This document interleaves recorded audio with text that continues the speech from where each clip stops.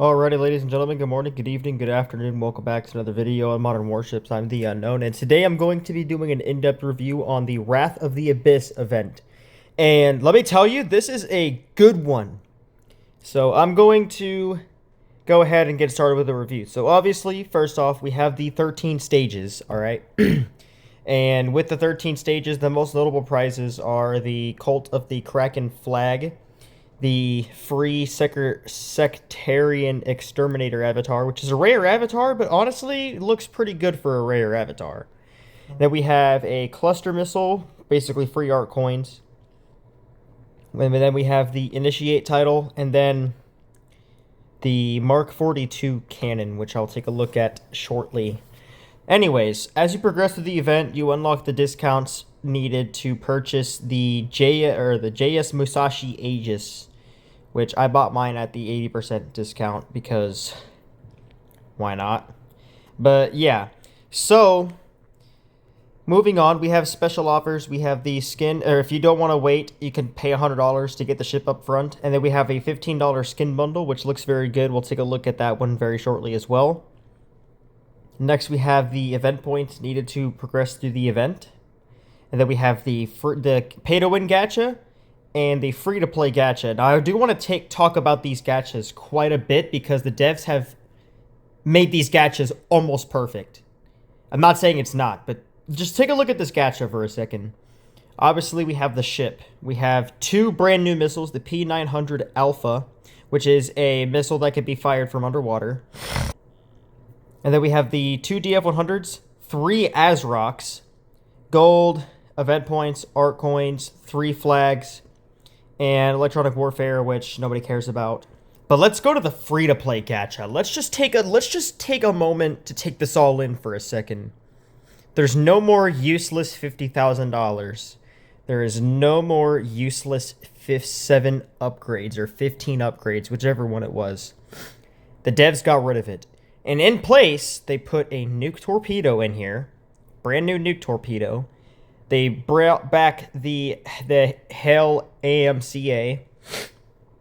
And then 2 of these helicopters, plus more spins, more event points, gold, and premium consumables, which I'm not really mad about because that's just less gold you have to spend. But yeah, and not only that, the devs did something that I didn't think they were going to do. They actually benefited the free-to-play community even more. Okay? So, as you progress through the event, you get 3 free spins. Here you get 7. It used to be 8 spins. Now it's 7. But hang in there. We have a free 20 spins here. A free 2 pulls with 10 spins. So it used to be 15. Now, 3 plus 15 is 18.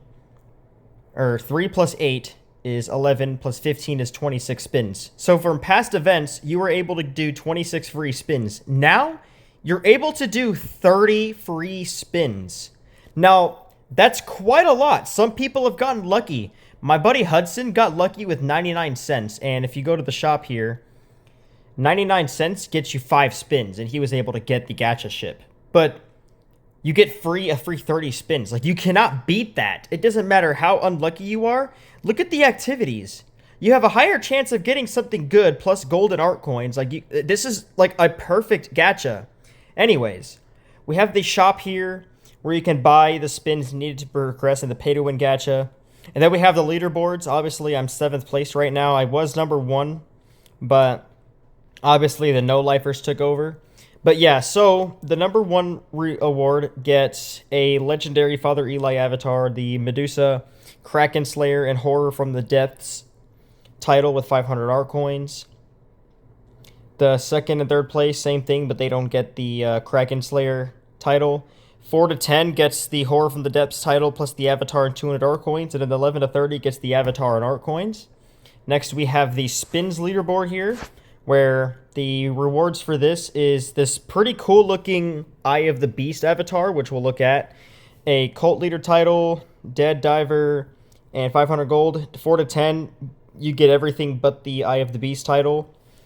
And then 11 to 30, you get this avatar. Next, we have the event leaderboard, which there is currently one no-lifer in here. I'm pretty sure this guy doesn't know what grass is. I'm pretty sure he forgot what the color of grass was, but yeah. So here you get a Servant of the Kraken title with the avatar, a Possessed title, and the 100 art coins. 51 to 250 gets the titles and art coins, and then 251 to 1000 gets the epic title, and then 1001 to 10,000 or 9,000 gets the gold. So yeah, moving on, we have the event missions, which you use to go through the game mode, and then we have the rules. And that's not to mention, bro, like, you have escort game mode. Not only did the devs give us a damn good event, they gave us the best event game mode for grinding and leveling up for the free-to-play community, and that is what I freaking love to see. This event definitely is more free-to-play friendly. It's still not there yet, but it's much better than past events. It was brutal, these last events. So yeah, obviously I have the Frem Evo in hand here, and then I have the JS Musashi Aegis. So first, I'm going to talk about the avatars first. We'll go ahead and take a look at those real quick. So I got to find them first. Oh yeah, here we go. So we have the free avatar here. We have the Father Eli, Medusa. This one I like a lot. And then the Dead Diver, pretty much. Those ones are actually pretty cool. I like those avatars quite a bit, actually. And then we have the bundle skin, which we'll look at in a second. But for now, we're going to go and talk about the flag first and the new Frem Evo Italian frigate. So first off, this is the flag. I love this flag. It is not your basic flag where it's just a rectangle. They actually gave it some jagged edges, like it's been torn or scratched or worn, which I love. It's not animated, but the overall look of the flag looks very clean. Moving on to the ship itself. So the Frem Evo has 435,500 health with a top speed of 26.8 knots, a maneuverability of 9.1, a view range of 11.2 kilometers, an aerial visibility of 3.26 kilometers, a surface visibility of 3.67 kilometers, an underwater visibility of 2.18 kilometers, and a stealth percentage of 4. It's a lot to take in, but moving on, we have the anti-air cannon here, which does 585 damage with a range of 9.53 kilometers and a reload of, let's just say, 4 seconds. Not to mention that this frigate has 2 cannons, so I might end up using this frigate quite a lot. And then we have 4 grenade launchers here. These are the same grenade launchers found on the F-124, but these ones do slightly less damage. So these ones do 2,860 damage, whereas these ones do 6,500 damage. Anyways, so it has a range of 8.67 kilometers and a reload of 6.65 seconds. Moving on some more, we have this autocannon here, which is like an automatic torpedo launcher. Each round does 12,740 damage with a range of 5.63 kilometers, so not too far per se, and a reload of 4.2 seconds. So yeah, and then we have the new Aster air defense that does a damage of 650 with a range of 5.2 kilometers and a reload of 3.15 seconds. So without further ado, ladies and gentlemen, let's go ahead and take a look at this new ship. And Snow here just... Okay, bruh. Alright, so we have the Frem Evo in hand here. And I gotta say, this is a very nice looking frigate. Very clean looking for an Italian frigate. I believe this is the first Italian frigate added to Tier 3. Correct me if I'm wrong. But it's got a lot going for it. 4 grenade launchers, 2 cannons, plus an extra 2 anti-air cannons, I think. Yeah, an extra 2. So yeah, we have a very nice setup here. Unfortunately, this cannon is auto-aim. I don't like that a lot. But yeah, overall, those grenade launchers are crazy accurate too. That's actually scary how accurate this is.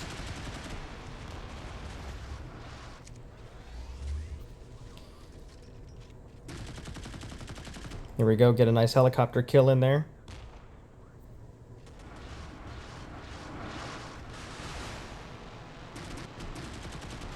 And there we go, we got our first kill there. Very nice ship. Very good firepower for a frigate, I will say. This thing could pass off as like a tiny destroyer, which I don't do that a lot. I am not a frigate person, and I know players like King's Gambit are going to glaze the ever-living hell out of this thing. Now, I will say, for good reason, this is one of those frigates that is honestly pretty good. I don't like the fact that it has 2 missiles, but it makes up for it for having 2 cannons. 4 cannons, actually, and 4 grenade launchers, which is something that I like a lot. I do love my cannons and grenade launchers. Those are the things that I pride myself on, is my cannon and grenade launcher aim. I'll actually show you guys that in a second, but for now, let's go ahead and take care of the rest of the enemy team here. Just very, very swift. It's a very swift and agile ship with such good firepower. Like, I have a feeling this thing can do a little bit of a brawl. And there you guys have it. Like, pretty decent gameplay. Like, this frigate has a lot going for it, dude. Honestly. Very, very nice. And one thing to note about the autocannons is that these things only activate against a sub. This is an anti-sub autocannon. These things will not go off to anything else. Only submarines. Only submerged submarines. Oh, and it attacks torpedoes, it looks like. I actually need to test that out. I will test that out after I review the Musashi Aegis. Alright, so I have the JS Musashi Aegis in hand here. Just kidding, this is the Yamato Aegis. This is the Musashi Aegis, and if you look very closely, there's little to no differences between these two ships. The most notable difference I can see is the color of the ship. The Yamato is slightly lighter, the hull number, and if you look very closely, there is not an air defense on the top of the bridge there like there is on the Aegis. Other than that, there really is no difference between these two ships. Alright, so first off, I just want to take a quick look at the Monster of the Deep camouflage, and this is honestly a really nice camouflage. I do like the overall color scheme of it, in the eyes that like blink every now and then, and the water actually changes around the ship, which I do like quite a bit. But anyways, we'll take a look at that in more in depth after this. So first off, the JS Musashi Aegis doesn't have that much health compared to the Yamato Aegis, but for good reason. This thing has very good firepower, but one thing to note is the ship is very slow. It's just like the Montana, where the reloads are very slow, so you need to be careful when taking this online, and you need to be very smart with it. Anyways, so this thing has 546,000 health, a speed of 17.2 knots compared to the Aegis with a 17.7, a maneuverability of 9.8, more than the Yamato Aegis, a view range of 13.2, same as the Yamato Aegis, a aerial visibility of 5.24.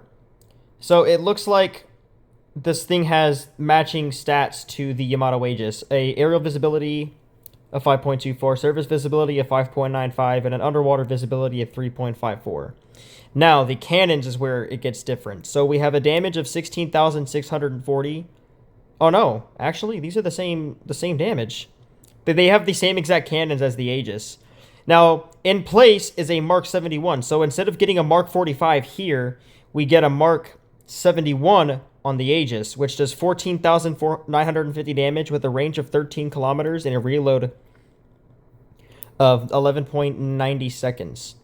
Now, there is 2 grenade launchers on this Aegis. They do 4,290 damage. Also, let's take note that this is not the same grenade launcher on the Masa. This one's a B100 300mm, whereas the one on the Yamato Mod 1. Oh, so they're okay, anyways. 4,290 damage, range of 10.40 kilometers, reload of 5.95 seconds. Then we have the autocannon here, which, note, does not attack aircraft. It has a damage of 1430 with a range of 4.77 and a reload of 4.9 seconds. Then we have the Bofors Mk4, which I'm pretty sure is on other ships. And then we have the air defenses here. So without further ado, let's go ahead and take a look at the Musashi Aegis. Now, I will say that this ship just looks beautiful, just like the its sister ship, the Yamato Aegis. Especially with the skin. I do like this skin quite a bit. Unfortunately, the trail of green is not there, but it's there in the port. Maybe if I stop, it'll come. No, it doesn't look like it. But yeah, this ship looks very good. The thing that I'm concerned about is just the overall reload time of the ship. It's something that I'm not a big fan of. The reloads are very slow, and the ship is very slow, and it doesn't have a speed consumable on it, which I don't like. They gave it missiles, like a missile countermeasure thing instead, which it should have been like the Richelieu, since the Richelieu's relatively it's faster, and the Richelieu's faster and has the speed consumable. Let's just go ahead and see the overall damage of this thing. Damn near one taps that destroyer. The autocannons finished it off. That's insane. Just one burst and that thing was dead.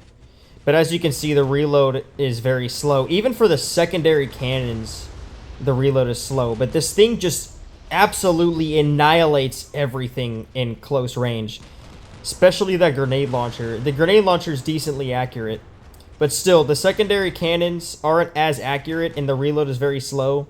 So I highly suggest the developers to do an accuracy buff of this new cannon. Keep everything the same, but give it more accuracy. That's all I can really say for this.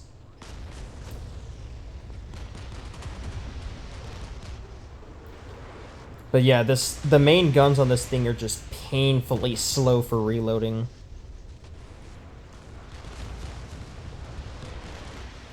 But yeah, overall, like, it's a very good battleship. It's just very slow. You have to be very smart when you use this ship. And there you go. A perfect 5 kills.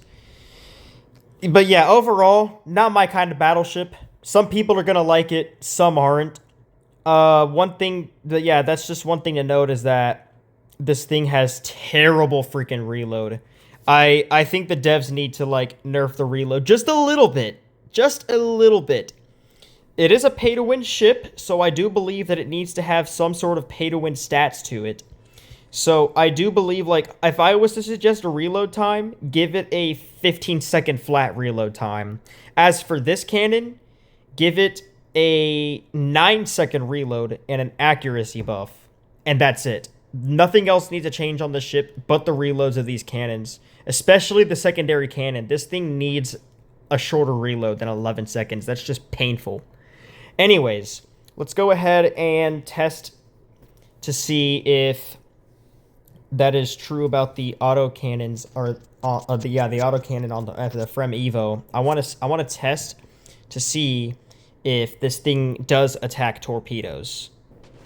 All right, so let's see if this thing attacks torpedoes. I do want to see if this autocannon attacks torpedoes.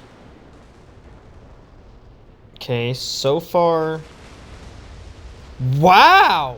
Okay, hold on. Let's try that again. Alright, here we go. Alright, let's see this. I have to see this at work. I just spammed a whole salvo of torpedoes. Look at that. It's destroying most of the torpedoes. Not a very fast reaction time, though, but overall... it does destroy torpedoes. That is actually freaking awesome. But yeah, anyways, little side note, but as you guys can see, I do pride myself quite a bit on my grenade launcher and cannon aiming skills. But anyways, let's go ahead and log on to the press and test everything else. Alright, so first off, we have the Mark 42 cannon, which does a damage of 3,055, a range of 10.83 kilometers, and a reload of 11 seconds. Not good.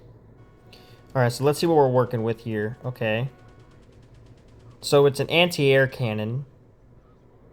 What is the burst looking like? Okay, 8-round burst for 3 bursts, so that's 24 rounds.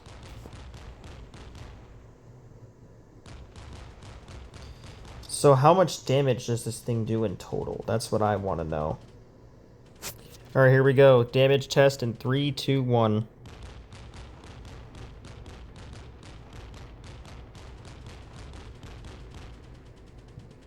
See, the burst is there, but it's just like, why? So now we shift our focus to the JS Mogami, which has the Gacha torpedo in it. And it is an epic torpedo because it is the free-to-play Gacha. So, this thing is a nuke torpedo. So already it's going to be heavily glazed by anybody who owns it. It does 32,500 damage with a range of 12.13 kilometers and a reload of 12 seconds. Not bad. Let's compare that to the Aster torpedo. The Aster does 49,000.